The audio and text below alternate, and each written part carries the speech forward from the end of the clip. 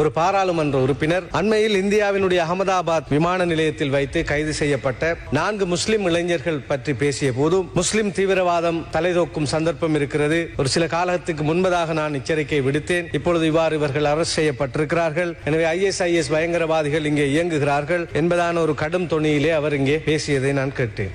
Easter தாக்குதல் நடத்தப்பட்ட போதும் ஈஸ்டர் தாக்குதல் நடத்தப்பட்டு சில மணி நேரங்களுக்குள் ISIS இந்த தாக்குதலை நாங்கள் தான் நடத்தினோம் என்று உரிமை கோரினார்கள். ஆனால் இன்று ஈஸ்டர் தாக்குதல் நடத்தப்பட்டு பல வருடங்களாகியும் மகாமொலக்காரியா என்று சொல்லப்படுகின்ற உண்மையான சூத்திரதாரி கண்டுபிடிக்கப்படாவிட்டாலும் இந்த தாக்குதலிலே ISIS-க்கு எந்த தொடர்பும் இல்லை என்கின்ற விடயம் மட்டும் இந்த விசாரணை செய்த அனைத்து விசாரணை குழு, போலீஸ், அதே போன்ற உளவு பிரிவினர் அனைவருமே தெரிவித்து விட்டார்கள். ஈஸ்டர் தாக்குதலுக்கும் ISIS என்ற அமைப்புக்கும் தொடர்பில்லை என்று. அப்படி இருக்கின்ற போது இந்த ஏப்ரல் 21 தாக்குதல் நடத்தப்பட்டு குறிப்பிட்ட நேரத்திற்குள் ISIS உரிமை கோரியதென்றும் இறந்து விட்டதாக நம்பப்பட்ட ISIS அன்றைய தலைவர் அபுபக்கர் பக்தாதி அவர்கள் நான் உயிரோடு இருக்கின்றேன் என்று அறிவித்தார் என்றும் சொல்லப்பட்ட விடயங்களுக்கு பின்னால் தேசிய சர்வதேச பெரும் சதி இருக்கிறது என்பதை எமது நாட்டு மக்கள் இப்போது புரிந்திருக்கின்ற ஒரு சூழலில் தான் இந்த கடந்த வாரம் நடைபெற்ற 2-3 தினங்களுக்கு முன்பு நடைபெற்ற இந்த 4 இளைஞர்களுடைய கைதையும் ISIS-ஓடு தொடர்புபடுத்தி இலங்கையிலே முஸ்லிம் தீவிரவாதம் மேலும் தலைதூக்க பார்க்கிறது என்பதான